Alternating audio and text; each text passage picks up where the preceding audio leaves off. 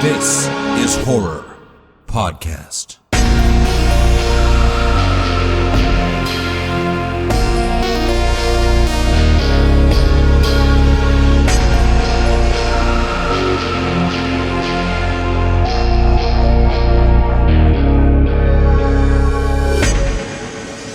Welcome to This is Horror, a podcast for readers, writers, and creators. I'm Michael David Wilson, and every episode alongside my co-host Bob Pastorella, we chat with the world's best writers about writing, life lessons, creativity, and much more. Today on This is Horror, I am talking to Josh Malerman, a relatively frequent guest on This is Horror Podcast, and fast becoming a legend of horror fiction in general. A master of horror, you might say. So, I don't think that Josh really needs an introduction, but it would be most uncharacteristic if I were to not at least say a few words. So Josh Malerman, he is the author, the New York Times best-selling author, the award-winning author of an array of books. Perhaps most famously, Bird Box, which became a hit sensation, a hit movie, one of the best-viewed movies on Netflix, a movie starring Sandra Bullock, amongst many others. And as of last year, he released the genre-defining and defying book, Incidents Around the House.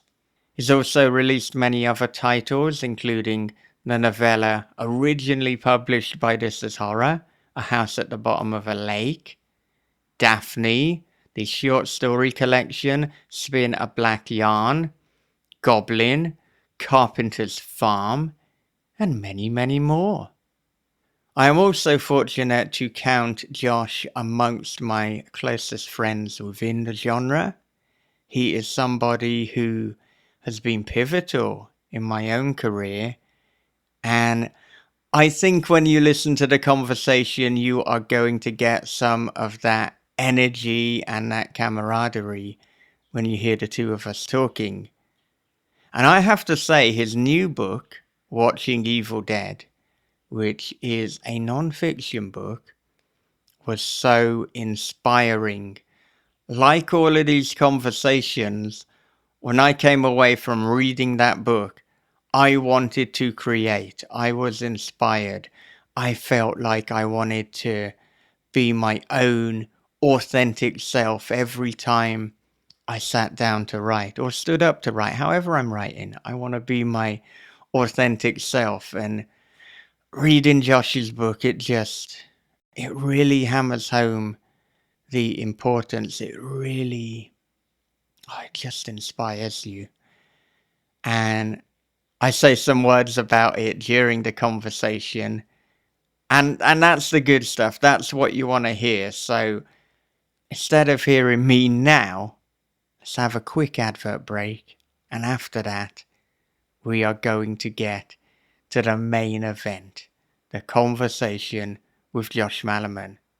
It was as if the video had unzipped my skin, slunk inside my tapered flesh, and become one with me. From the creator of This is Horror comes a new nightmare for the digital age, The Girl in the Video by Michael David Wilson. After a teacher receives a weirdly arousing video, his life descends into paranoia and obsession. More videos follow, each containing information no stranger could possibly know. But who's sending them, and what do they want? The answers may destroy everything and everyone he loves. The Girl in the Video is The Ring meets Fatal Attraction for the iPhone generation. Available now in paperback, ebook, and audio. From the host of This is Horror Podcast comes a dark thriller of obsession, paranoia, and voyeurism. After relocating to a small coastal town, Brian discovers a hole that gazes into his neighbor's bedroom. Every night she dances and he peeps. Same song, same time, same wild and mesmerizing dance. But soon Brian suspects he's not the only one watching, and she's not the only one being watched. Their watching is The Wicker Man meets Body Double with a splash of Suspiria. They're Watching by Michael David Wilson and Bob Pastorella is available from thishishorror.co.uk, Amazon, and wherever good books are sold. Okay, with that said, here it is, master of horror himself, Josh Malerman, returning to This Is Horror. Josh, welcome back to This Is Horror. Hello, this is exciting as can be. We have a different kind of book this time, man. This is exciting. Like, usually I get pretty nervous about talking about a book at first, like when Inspection came out, because I don't really know sometimes what the themes are in Bird Box or Inspection, like when you're writing it, you're just like, this is a fun story. And then over time you kind of see it as like, oh, this kind of, maybe this was not a statement, but maybe you were saying this, right? This is nonfiction. This is like, you knew exactly what you were saying. And so talking about this one, I mean, I feel like I've already begun talking the way that the book is written. So it's like, I'm already like, yeah, if you and I were just hanging out, not recording, we would talk about what's in this book. So yeah, I feel different, feel sort of liberated by that. Yeah, and goodness, there's so much to talk about. I almost find myself kind of paralyzed with indecision. Where do we even go? Because this is a book that you've been talking about, and you've been talking about the story at least, I think for the 10 years or so that we've known each other. Yes. Because this has been such a pivotal night in your life in so many ways, not just creatively, but romantically, and just, even while I was reading it, I'm kind of getting epiphanies about my own life, and it's kind of sparking this creativity. But beyond that, it was almost as if, like, I read it completely sober, but I felt drunk and intoxicated on the energy and on the ideas that you were putting forward. That is incredible, man. I think I probably brought it up the very first time we ever met, like, cause I've, for listeners, it's a nonfiction account of the night where Allison watches the movie The Evil Dead for the first time. And me and her cousin and her cousin's girlfriend at the time, we make up the quartet that watched the movie together. So this is not film analysis. This is not film theory. It's mostly, those kind of moments are mostly like, whoa, this scene rules. I can't recite the credits. I don't know all the dates and names and all that. I know a lot of it, like we all do. But this is not an expert. This is what it feels like to show someone, or I hope this is what it is, what it feels like to show someone a movie that you love. And on this particular night, there were a lot of big themes in the room with us. And the morning after the night, I said to Allison, man, I could write a whole book about last night. And, and then 12 years later, I did. Yeah, and the funny thing is as well, I mean, last time we were speaking, it was about a year ago, and you were deciding, like, which book should you write next? What should you follow up Incidents Around the House with? Yes, and right. you asked me and Bob, you told us some of the options you had. We did say to go for this one. Yeah. But I didn't realize, because obviously I hadn't read it. I don't even know if it had been written at that point, but I didn't realize how perfect it would be. Because, I mean, what you did with Incidents Around the House, I think in many ways you created a new genre, or you added such a genre kind of defining twist to it. I mean, it is almost found footage on the page. But then what you've done with the Evil Dead book, Watching Evil Dead, is you've again kind of defied genre, because yes, it is a non-fiction piece, but there are bits where you're going into your storytelling mode. You've got dialogue from each of the characters, so this is not a regular non-fiction book. It's got dialogue, it's got kind of overarching themes. it's also stream of consciousness at times as well. I mean, this is a mad book, but in the most delightful way possible. Yeah, it was at first, and you can imagine this for sure. At first, it kind of felt like, wait a minute, wait, what voice? Like, because I've written an afterword, I think it was for Ghoul in the Cape, that was somewhat sizable, you know? And then, but I've never written something like this size of like your own voice. And early on, I'm like, oh man, wait a minute. Is that would I say that? Would I do this? Would I do that? Like there was just some uncertainty or something. But then once you found it, like once, I guess I'm saying this to anybody that would try the same thing. Once you find it, it's like, oh, and then it just boom, like just like you just literally felt like you were just talking. Again, there was something liberating about it. I definitely want to do more books, not like watching The Shining, you know, not like that, but some other nonfiction thing or whatever.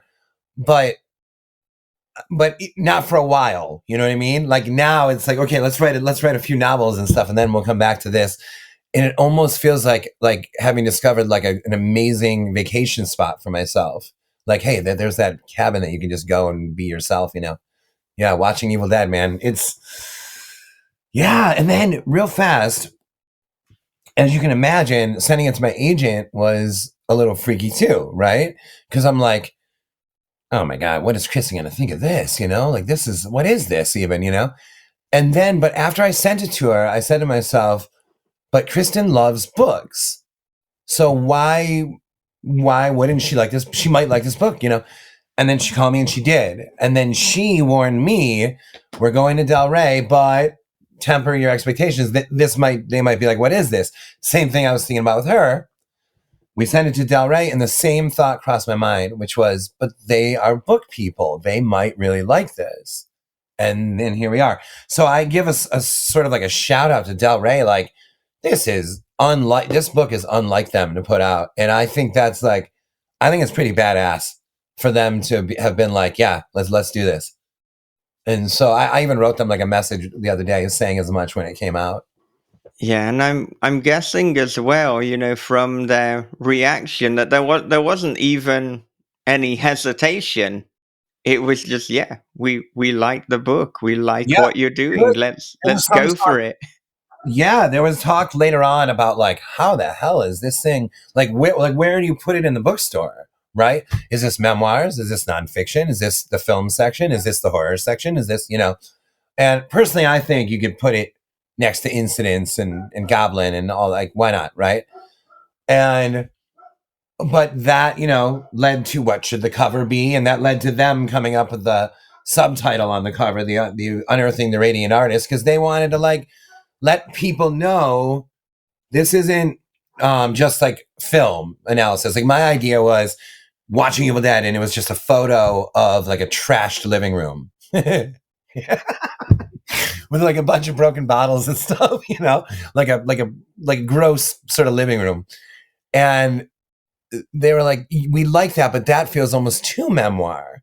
Because whether I want to admit it or not, there is some writer's guide in here.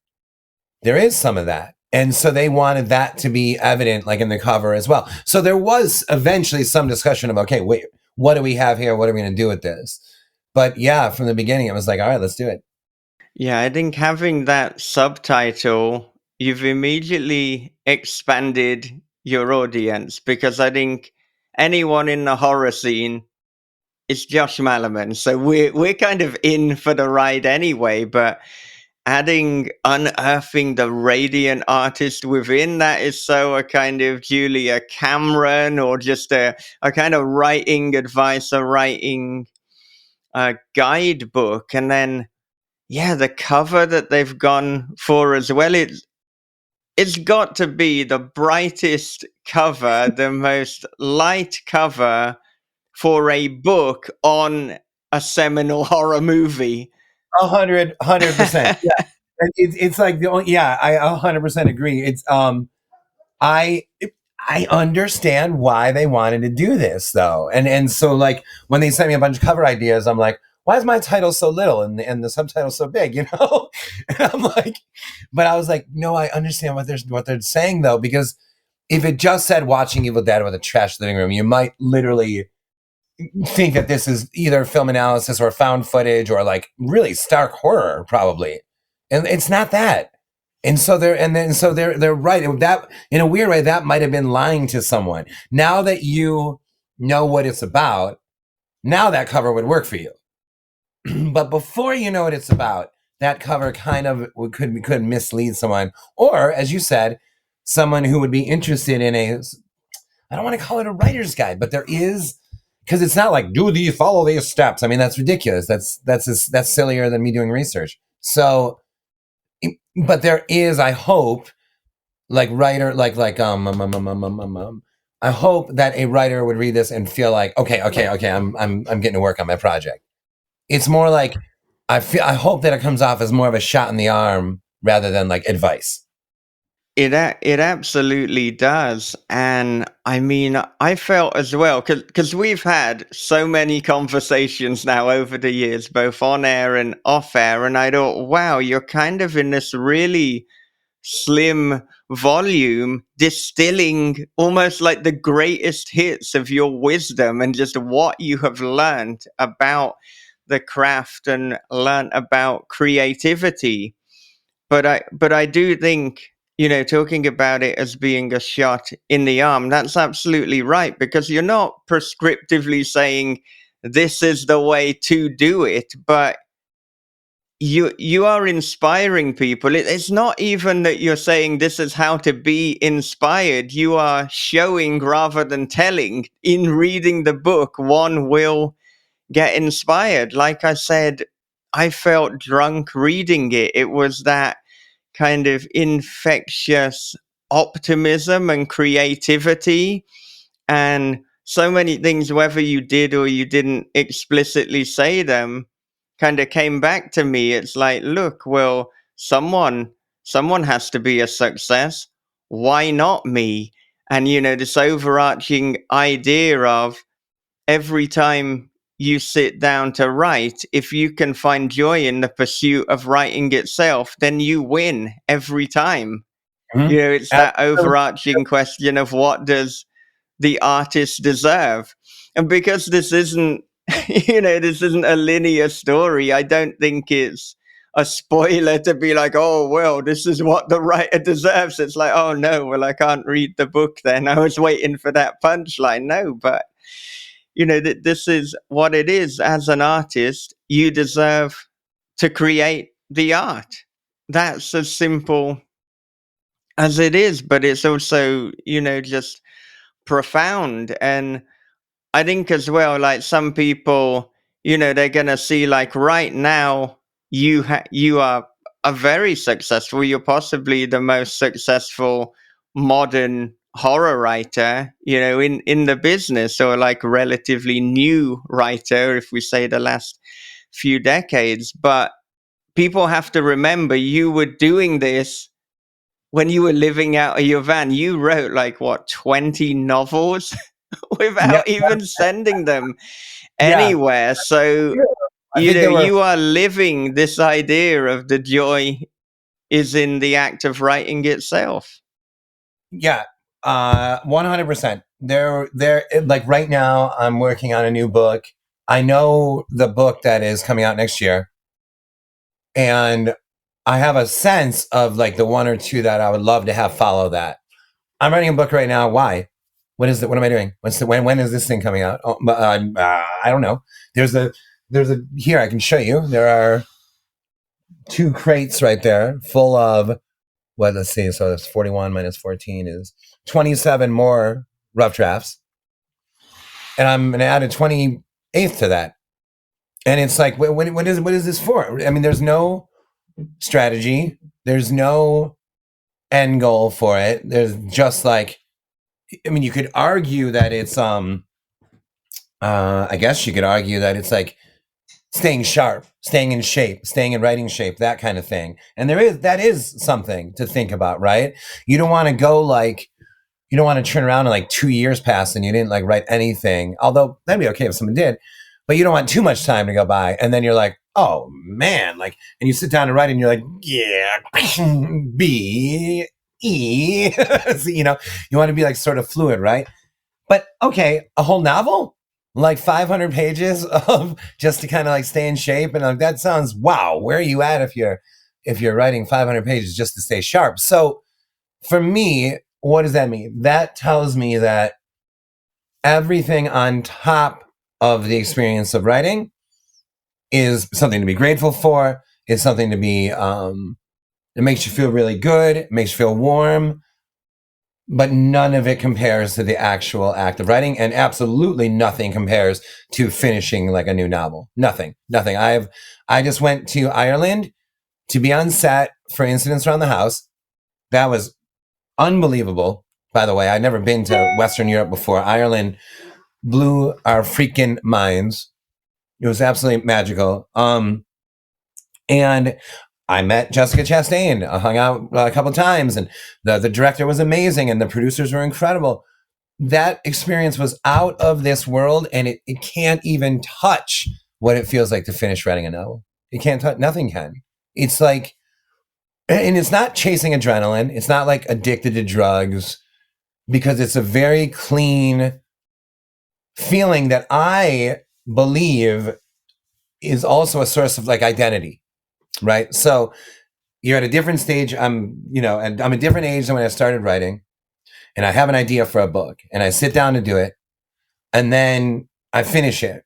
I just prove to myself that I'm the kind of person that does what he sets out to do, that gets excited about working, and et cetera, et cetera. So to me, there's more than just, tally up another one in the pile, you know what I mean? Which I do kind of like the numbers of it, though. I do.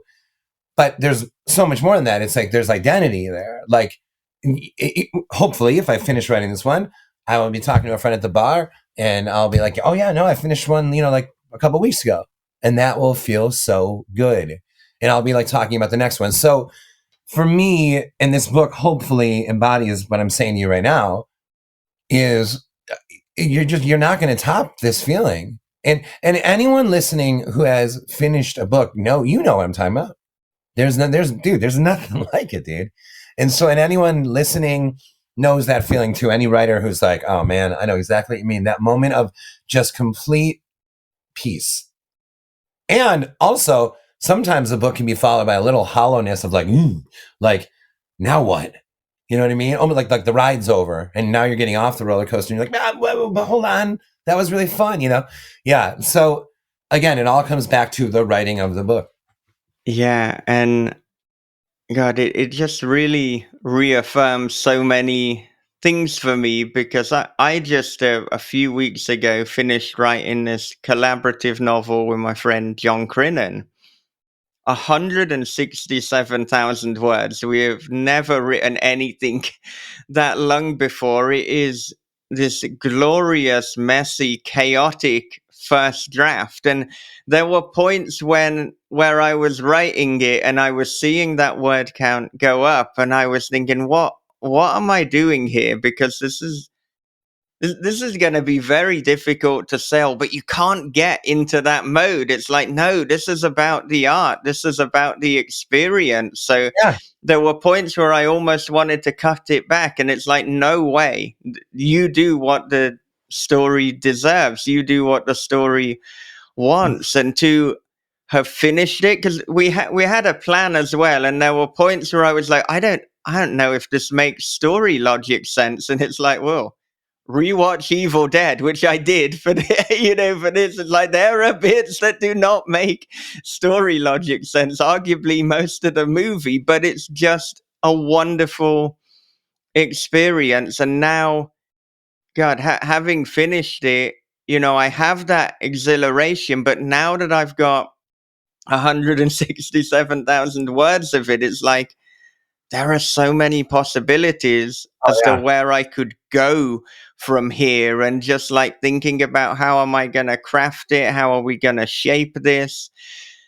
I often plan, as I've said before, but this has actually got me a little bit excited for just not planning things, because I felt, wow, now that I've written the book, I have a better idea how to write the book. After Yes, I was 167,000 about words, it might seem insane, but now it's like, right, now I can write it.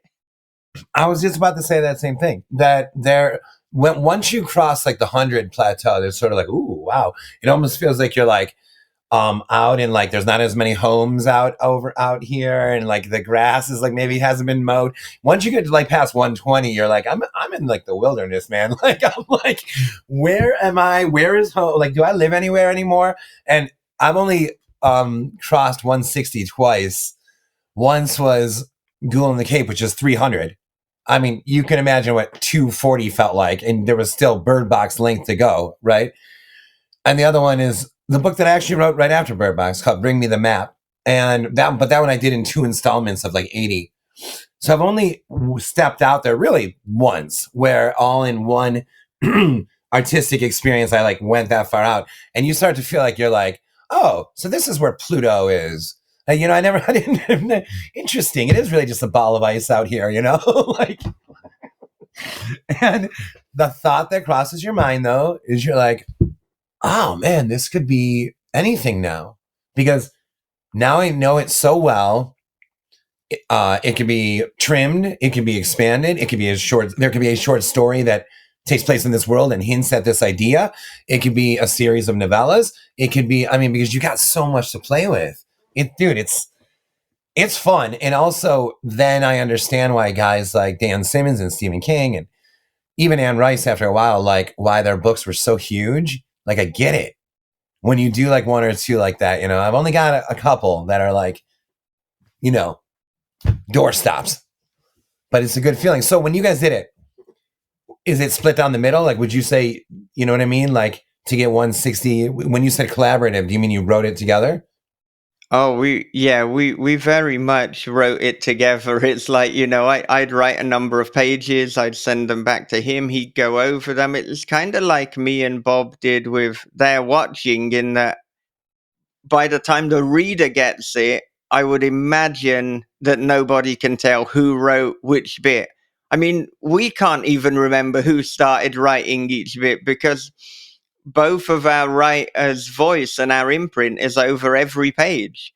Yeah. We're questioning everything. We're going over word choice. We're going over character decision. We are just going through the lot. So yeah, I know a number of collaborators, when they work on something, it's more like, this is your chapter, that's my chapter. I've never done that. I've never really been into that. If we're collaborating, I see it much more as we are a band. We are jamming, we're doing all of this together. And that's the way that all of that went. Not just in the kind of Word document with the track changes and the comments and the back and forth, but we were leaving each other voice notes. We were jumping on calls for hours. We were properly in the trenches together with this one. So I have not done that before. What I have done, I talked to Ross Jeffrey the other day, and he mentioned that you two are like you're sharing as you're going, or going to do something like that, right? Like That's right. Yeah. Yeah. So Yeah. I did that with him with Incidents. I had never even done that before. And that because of what you just did, you definitely already have experienced this. But that was my first time. It almost felt like I was performing for him, because like I knew every 10,000 words I was sending to him. And so it was like, I almost wanted like that 10,000 to end at an interesting moment for him. You know what I mean? It was almost like I was serializing Incidents Around the House for one human being, and like, that was amazing. And that we didn't write together. He sent me every 10,000 of his book. And so like the same, that was an awesome experience, man.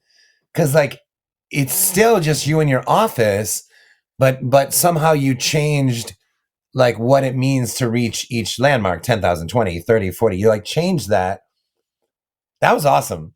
So have you already started doing that, or you're going to do that with him?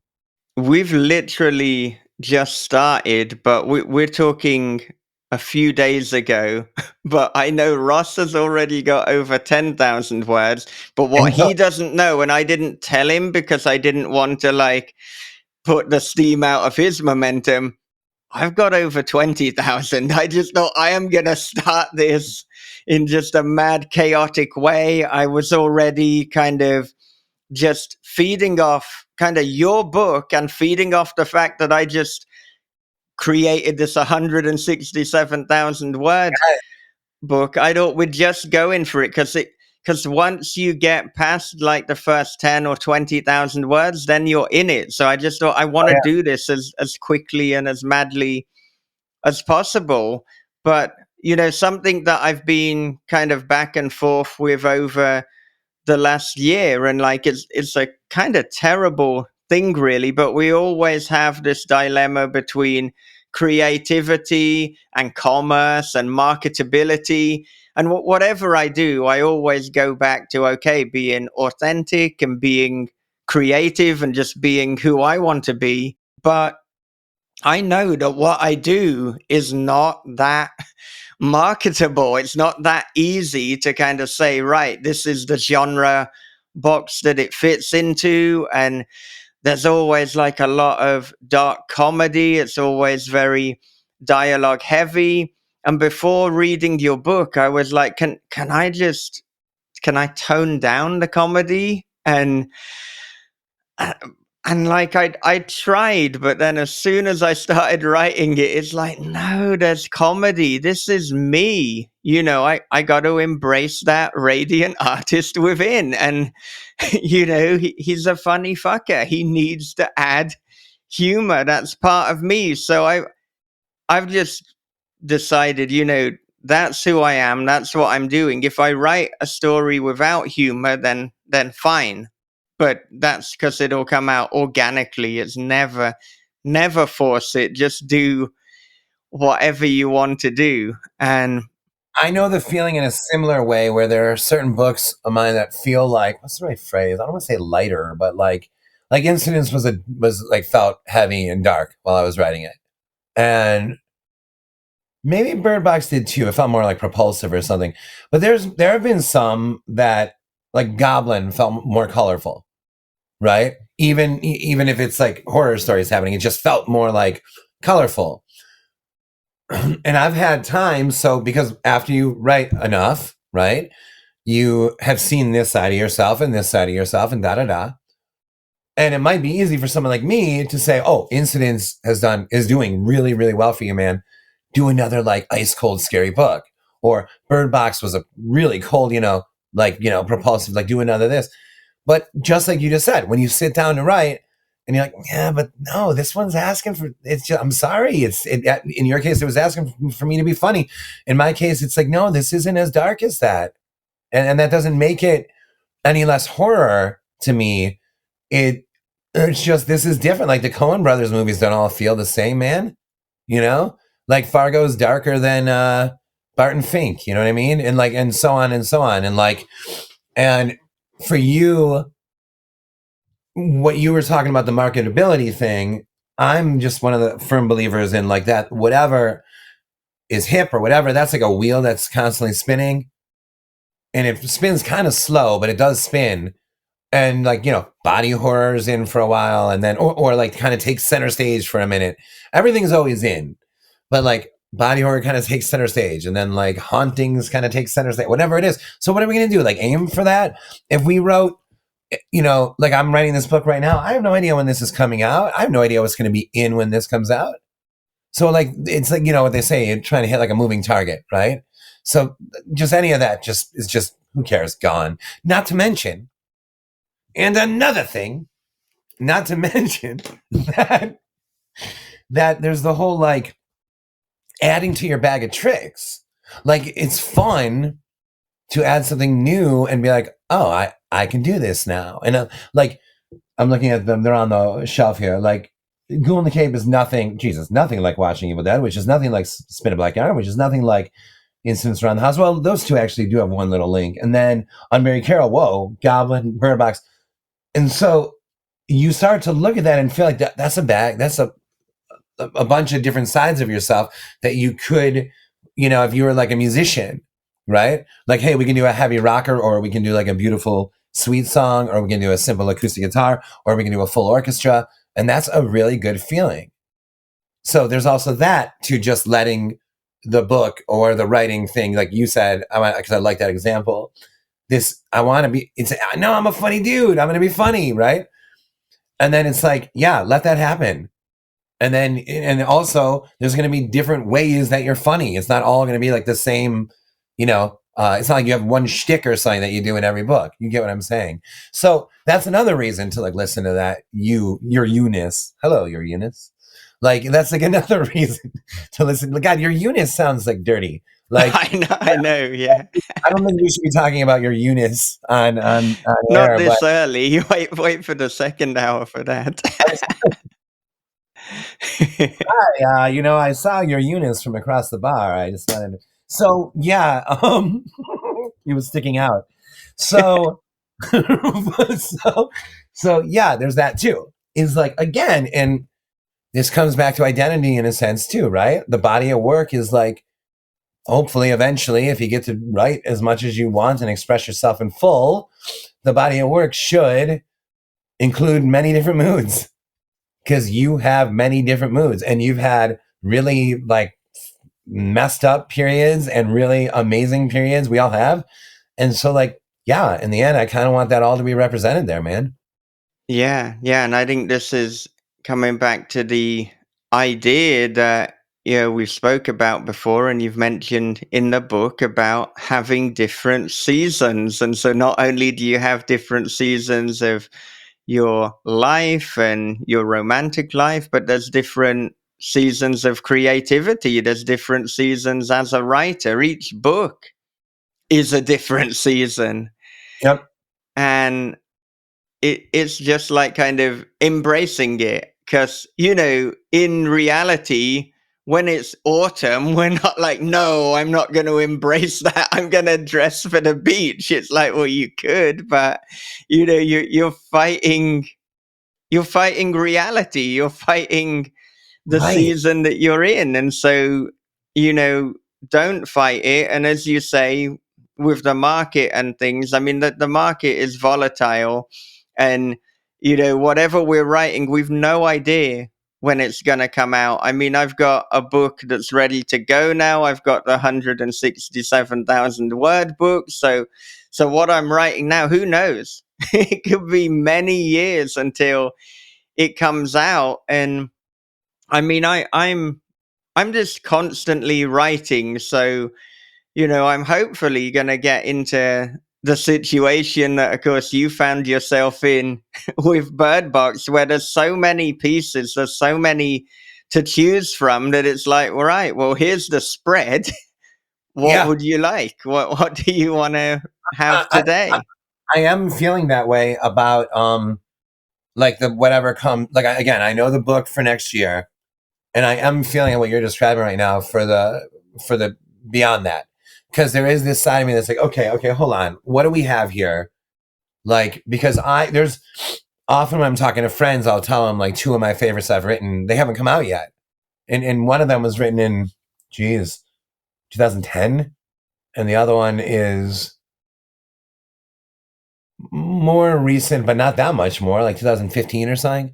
So those two have been in like the crates for this entire career. And they literally might be my two favorites of mine. And I'm like, okay, so then why shouldn't these be the next two? Well, maybe, probably. But then there's also like, if you're writing two books a year, there's going to be four more by the time, or at least two more by the time that decision is made or da-da-da. So part of it for once you have the spread is not to be wholly seduced just by what you're working on now. Because, but that doesn't mean that what you're working on now shouldn't be next or isn't the best thing you've done or whatever. That's because I hate those, or I don't hate, but those like blanket statements where they're like, oh, the author thinks, their best book is their newest one. Well, maybe it is. Maybe it actually freaking is. So I don't want to rule that out either. But I'm just feeling a little bit of a sense of like, okay, let me count one, oh geez, wow. 1, 2, 3, 4, 5. My last 6 books were all like the most recently written thing at the time. You know what I mean? And so man, there's this whole, but like, what about the book I wrote right after Bird Box? What am I doing with that one? You know what I mean? Was I in a great place? I haven't even opened it. Was I in a great place at that point? Like, shouldn't I open it? Like, so I am having a moment of let's spread out the spread and actually like think about this, which ones come after. Because geez, how nice, and you have the same situation, how nice to have something to choose from. And not in terms of the market, but in terms of like the body of work, the career arc. What did you just put out? So Watching Evil Dead comes out. I know the book for next year. What's the right song? Like more like sequencing an album. Like, what's the right song to come after Watching Evil Dead? What's the right song to come after, da da da da da, like that? Yeah, and I think now that I've got 4 books out and I've got, just as many ready to go, I am thinking a lot more about sequencing. Yep. And so the last one that I put out was Daddy's Boy, which is like my dark comedy, my just going absolutely full humor. So then thinking about the sequencing, my hope and discussing it with other people is that I'm probably going to put out a book that is a little bit more serious. It's a little bit more fast paced, and it's actually the closest thing to the girl in the video that I've done Oh, in sweet. terms of tone. And a big reason for sequencing it like that is, well, yeah, there are going to be moments of outrageous comedy, but I want to show people, I haven't pivoted towards that. That's now not my only thing. That's just part of the Right. repertoire. Right. Exactly, man. Exactly. And Paul Thomas Anderson movies are like that. Yeah. Yeah, like you can start to see, like, I do think more of like a filmmaker in that way. Like all of our heroes, Dr. Strangelove is way goofier than uh, 2001. And like that's the same director, and we love him for both. And Barry Lyndon is way slower than The Shining and da da da da, or Clockwork Orange. And so I do think it's more, or I think it's beneficial for us writers to sometimes think of, once you've written a few books, to think of it in terms of like a filmography, because all your heroes, again, the Coen brothers, like it's not the same tone every time. And there are certain authors that, okay, that's what they do. They find like sort of a thing, and that's their thing, and that's fine. And some of them are brilliant at it. So that's not even a knock. Like they're okay, you're brilliant at this, But for the most part, I think most of us have like a wide variety of moods, things to say, tones, phases of life we're going through, da da da. And so, all right, let's have this reflect that, I guess. And it's interesting too, as we talk about this, and I've never thought about it in these terms, but actually, our approach as the artist, as the writer, is we want to show that we've got a variety, but probably, the publisher's concern is like, ideally they're like, no, stick in the same box, keep writing these similar things because then you're easier to market. So there's almost a kind of contradiction or a conflict, I should say, between writer and publisher, because what you want to do as a creative is not necessarily, what the publisher wants you to do. But then, if you've got a good enough track record, I mean, we've seen with your publishing situation, and we see with Eric LaRocca's as well, that with time, the publisher, they build trust. They see that, okay, well, you're writing a good story, you've got good reputations, and you've got a fan base who are going to follow you no matter what you do. So I think, I've always thought that it's sort of a transcendent moment once reviewers start comparing your books to your other books. Like once they start comparing you to yourself, versus when you first come out, it's like, oh, this is like Dean Koontz, this is like Anne Rice, this is, like your first one will get like things like that. And then the second book, maybe there's something like that too. But if you establish what you are saying, you're almost sort of breaking the ceiling where you're not like, it's no longer like, oh, he writes like Anne Rice or he writes like Stephen King. No. Now you're comparing book 3 to book 2 of his because it's different. And be like, whereas the last one was, somber. This one is like actually really hilarious and da da da. What is he going to do next? And again, that goes back to filmography, the same thing. And like, that's really exciting too. But there has to be some sort of trust in yourself that you're going to be eventually like working through like a body of work for what we're talking about to exist. If you have only one novel in you, and we've talked about this before, there may be a tendency to feel like you have to express it all in one novel. And maybe there is. Maybe you write like a giant 1,000-page novel that covers all, like, oh, at turns it's funny, it's serious, God, it's really like dark at moments, it's this kind of horror, that, it's got everything. Okay, well, maybe you did that. But in a more, what's the right word, not traditional sense, but a more common thing to be, you're building a body of work and you're beginning to see phases. You're beginning to see differences between these couple. Wow, you were in that way with those two, and then this one, and then this one. And I think that the audience, there's also like the trust in the audience. Like they don't need the book. The audience doesn't need me to write like where every book starts with a number. Do you know what I mean? Like 1 ugly duckling, 2 mean men. You know what I mean? 3. You know what I mean? They don't need that. You know what I mean? And okay, if somebody's doing that, good for. I'm not ripping on anyone, but like they don't need that uniformity. And I think that part of you varying yourself is almost like empowering to the reader, because you're saying like, I don't have to play dumb. I don't have to play this down for you. I don't have to stay in this like silly. I don't have to always put on the same top hat or sing this, but use the same guitar when I play a song for you. Because you, reader, are varied enough and your tastes are varied enough that you're going to you might like this too. Yeah, and you've not just been doing that in terms of the content and the theme, but also in terms of just the kind of delivery and the length of the book. I mean, if we look at Bird Box, then I think the next thing you put out was Gassel and Yule, just like this slim kind of short story. And then there was Black Mad Wheel, and then we put out A House at the Bottom of a Lake. So, you're doing this kind of novel, short story, novella. So you're almost, it's a good thing as an artist to set the expectation to not have an expectation.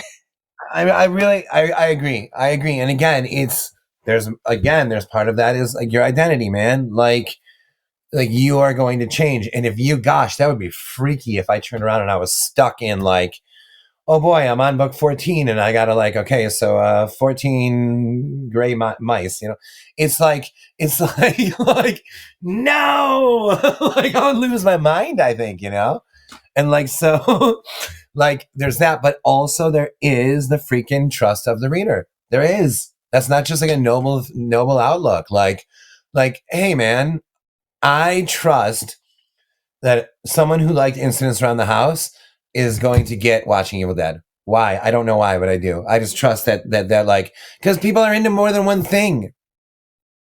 That's why. Like, I don't write like Eric. I don't write like Gabino. I don't write like Rachel Harrison. I don't write. So if they like all 4 of us, well, what if Eric does a book that's a little similar to one of mine? And what if I do one that's a little similar to Gabino's? It's like, just there alone is like quadrants of variety that proves that readers are into numerous different things. So why do you feel like you have to stay? Why would you feel like you have to stay in that one? And I think it's also just thrilling. Like, so the new one I'm writing right now almost feels like it almost feels a little like Miller's Crossing from the Coen brothers, like an Irish mob story. It almost feels like, and I'm like, what is this, man? But there's some like real scary stuff in it. And I'm like, I'm whatever this is, I've never done anything like this at all. Does it end up ever coming out? I have no idea, but it adds to the bag of tricks, man. And then it stretches you. It's great. It's a great fucking feeling. It stretches your. It does. Yeah. Oh, you don't want to stretching Eunice too quickly, or you might be in trouble. Yeah, I saw a guy in the hospital once for stretching his unit. Yeah. Yeah. Fast. But in watching Evil Dead, I mean, one of the things that you say that really connected with me, one of many things, is that the biggest failure, or the only kind of failure that you can have, is not finishing the story, or is not seeing through, not completing the story ideas. So like we said, the story, it doesn't have to necessarily mean that draft or that iteration. We know that with Mallory, you wrote a version and then it came back to like, oh, writing the book taught me how to write the book. Yeah. But if Yeah. you don't complete these ideas, if you don't finish the story, then that is, I don't even know if failure is the right word, but it's just a tragedy. There's just, you owe it to the story. And that there have been times with many stories where I've thought, I'm not sure that I don't know if this is coming together. I have a plan, but it's gone off the tracks. What am I doing here? But reading your book, rewatching Evil Dead, and seeing how nuts it is, it's like you just gotta finish it. And so, I'm working on this new one at the moment, which I'm sharing with Ross Jeffrey, but there are 2 or 3 ideas.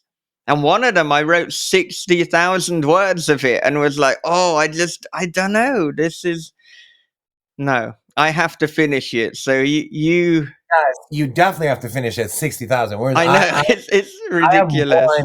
I have one. I had 3, but I finished 2 of them. I have one that is still sort of haunting. It's like, I think, hold on, I just want to make sure I have this right. I think it's 23,000 words. And I'm like, dude, 23, that's a start, man. And I love the idea still. I love the idea.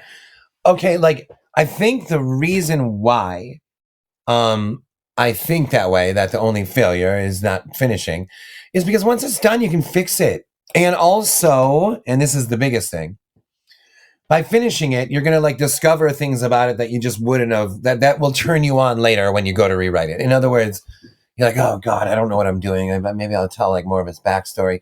And then, so you tell this backstory and then you're like, oh shit, man, that's good. And the only reason you did it is because you're hell-bent on finishing this idea. So somebody could argue like, hey man, if it's not working for you, scrap it, right? But I'm the kind of guy who says the reason that you're starting this to begin with is because you saw something worthy in the idea, the conceit itself. Like, find that space, find that, and that excitement that you're like, oh, a book about this. Oh my God, a book about this, right? And then don't ever lose that. Even if you're 300 pages in and you're like, oh man, this is the worst thing I've ever done. Don't lose the fact that might be true. Don't lose that gasp that you had at the original idea. Finish what you have. You have that adoration for the original idea. Now go back into the rewrite with that. Now you're going to make what you have better, and you're going to discover along the way, like, a lot of what you're doing was cooler than you thought. And so that to me, like, so that's what I mean when I say, it doesn't matter if it's good or bad, right or wrong, because we're going to fix it. I mean, there's those legendary cases of like a rough draft. Like, I think Flowers in the Attic is a rough draft, I think, which is like mind bending. Go read that. We probably talked about this before. And like, so there's like these legendary random out of the millions of books. There's like a couple times where we heard that story. In other words, you're going to fix the hell out of this, whether you think you're doing it right or wrong. So just do it. And with watching Evil Dead, there were definitely times where I'm like, wait, am I just like meandering right now? Am I just like, where am I? Like, where are we still, But at the same time, the characters are drunk and stoned the whole time. And so it's like, it almost felt like there was a license there. Like, yeah, no, he can just start philosophizing. He's sitting on a couch watching a movie and he's got these big lofty ideas going on. And like, it's okay if they come back, So while I was writing it, I was like, oh, am I like meandering? And then when I went back to rewrite it, I'm like, no, this works. Yeah, there was one bit, I can't remember specifically, but like one of the characters asked a question, then I think it was your protagonist just starts talking about something completely not to do with it at all. But then maybe a page or two later, then you return to the question and answer it. And for Yeah. me, that was really satisfying, not just as a reader, but as a writer, that we don't have to present something so neat, because life isn't neat. It is messy. We go on these tangents. And I think sometimes when in that kind of second draft mode, I'm like, oh, well, if I don't answer that question now, is the reader going to be confused? Well, no, because they're not a fucking idiot. They can follow what's happening here. And yeah, I think, as you say, the characters, it's literally you, your wife, and your friends, but they're drunk and stoned throughout. So wouldn't it be really weird if it was neat and there weren't tangents that you went off? Right. It's like, Right. wow, these are the most put together intoxicated people I've ever experienced. Yes, 100%. And like, again, while writing it though, because we all experience this, no matter how cool you are, you experience that moment of like, you feel out to sea. You're like, what am I doing? It's not necessarily this is genius, I'm terrible, but it does go from feeling really good to being like, oh man, do I know what I'm doing? Do I know what I'm doing? Oh shit. And then that's like a dark night that you have where you feel a little weird, like Allison senses what's up, da da da, your friends. And then I go back to rewrite it. I'm like, dude, that totally made sense, man. And in Goblin, I don't know if you remember this, but there's a a section called The Hedges where this guy, Wayne Sherman, built this hedge maze, da da da. And then it goes and talks about his wife who passed away. And it was like flashing back to his wife.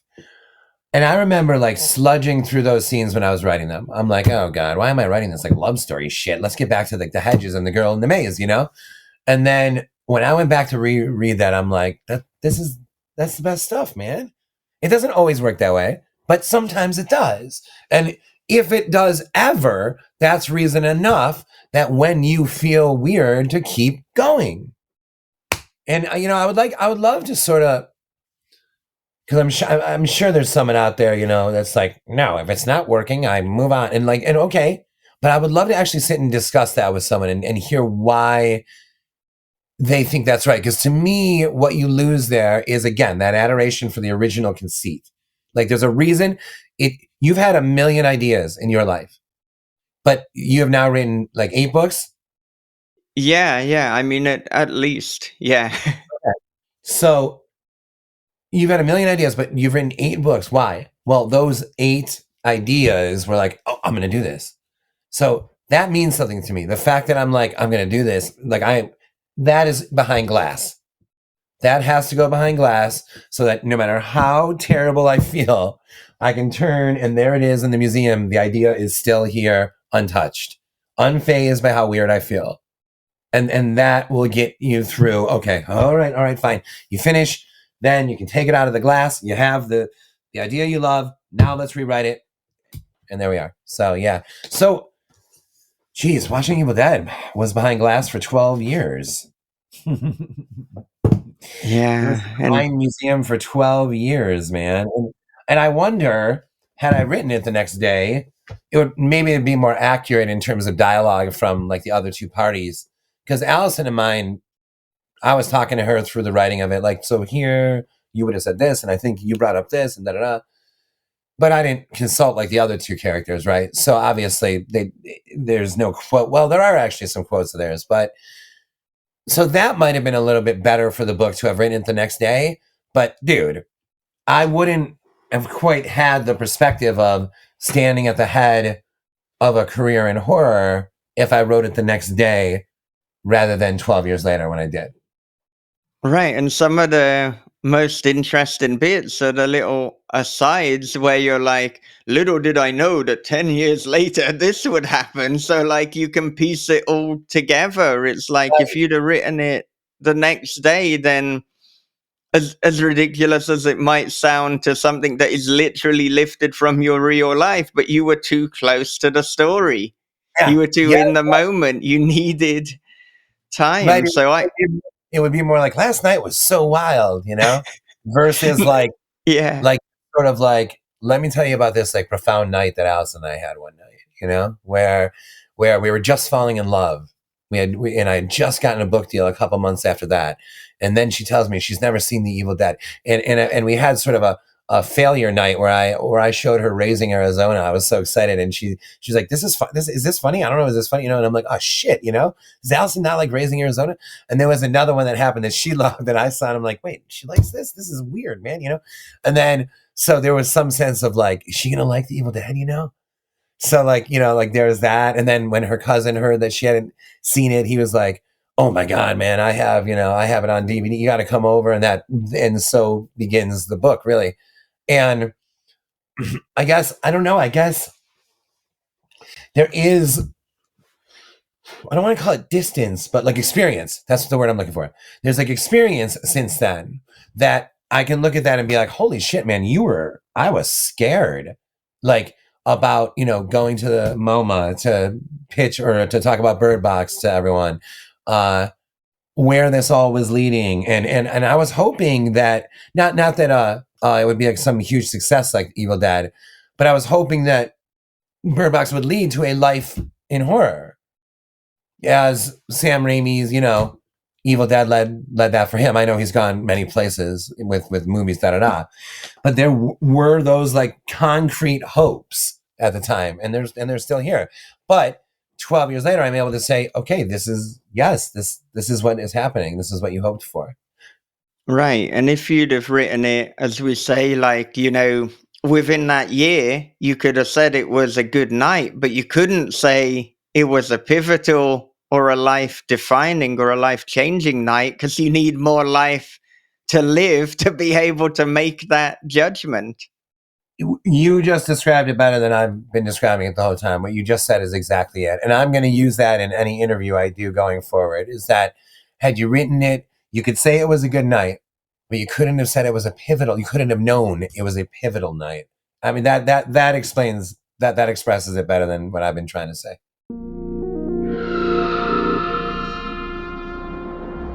Oh my goodness. I hope that has left you feeling inspired. I hope that you're longing for more, because if you are longing for more, you're not going to have to wait long, because the next episode is part 2 of the conversation with Josh Malerman. If you want that ahead of the crowd, and you want every This Is Horror podcast episode ahead of the crowd, become our patron at patreon.com/This Is Horror. If this episode inspired you, if you felt you learned something about creativity, then you're going to love being a patron, because we've got a couple of exclusive podcasts. We've got Writing and Life Lessons with myself, Michael David Wilson, and my usual co-host, Bob Pastorella, who unfortunately couldn't make it today. And we've also got Story Unboxed, the horror podcast on the craft of writing. And in that podcast, what we ordinarily do is we analyze a film or a short story, and not only are we dissecting it and looking at how that story has been constructed and put together, but our aim is to come up with actionable writing advice and takeaways that you can apply to your own writing. So, some excellent reasons to become a patron. Another is that you are simply supporting the show, you're giving us a vote of confidence, and you're helping me in my dream to make This Is Horror podcast a full-time reality. I'm hoping to be doing that next year, but to hit that goal, to realize that dream, I do need some more patrons. So go to patreon.com/This Is Horror. Have a little look at what we're offering. And if it's a good fit for you, then pledge, and I will see you there. Okay, before I wrap up, a quick advert break. From the host of This Is Horror podcast comes a dark thriller of obsession, paranoia, and voyeurism. After relocating to a small coastal town, Brian discovers a hole that gazes into his neighbor's bedroom. Every night she dances and he peeps. Same song, same time, same wild and mesmerizing dance. But soon Brian suspects he's not the only one watching, and she's not the only one being watched. They're watching is The Wicker Man meets Body Double with a splash of Suspiria.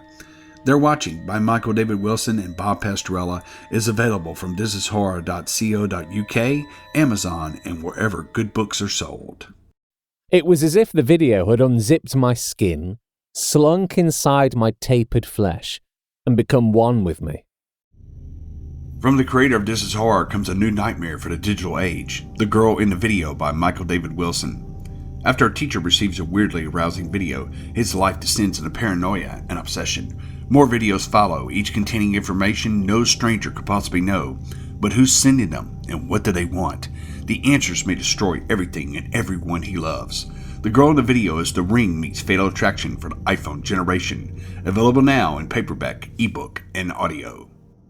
Now, as long-term listeners of the show are no doubt aware, in addition to hosting This Is Horror, I am an author, and I have a number of books that are out, one of which, The Girl in the Video, has recently received a rather splendid review from Jeff Howard.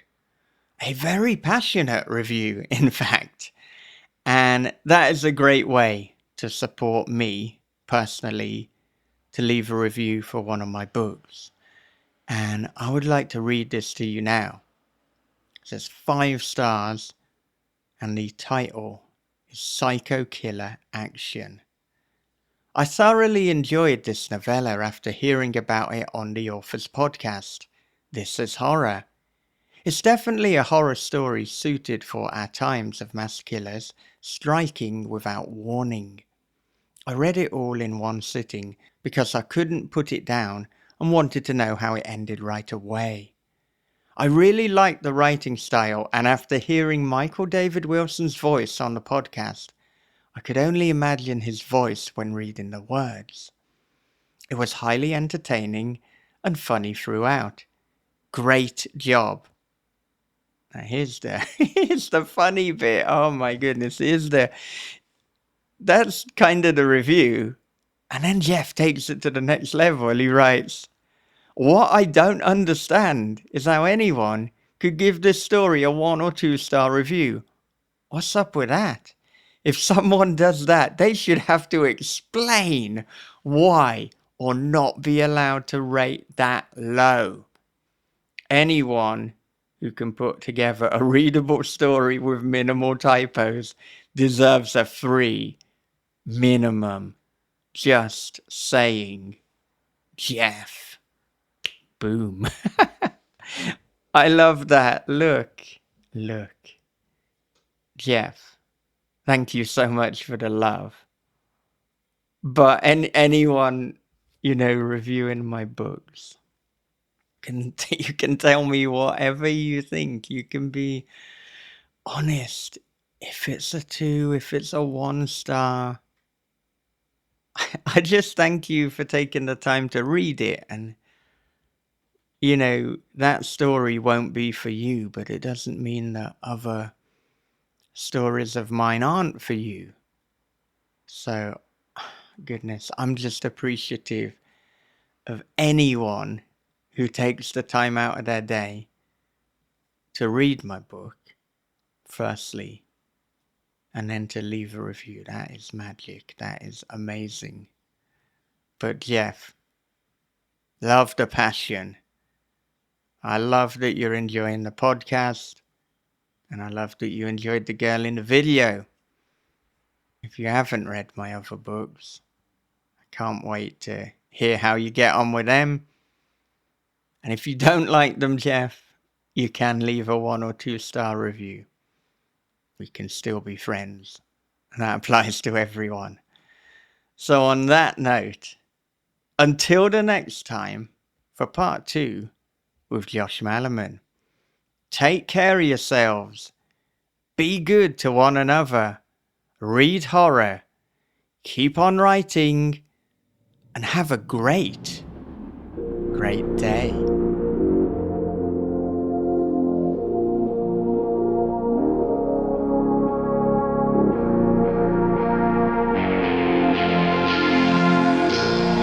This is Horror Podcast.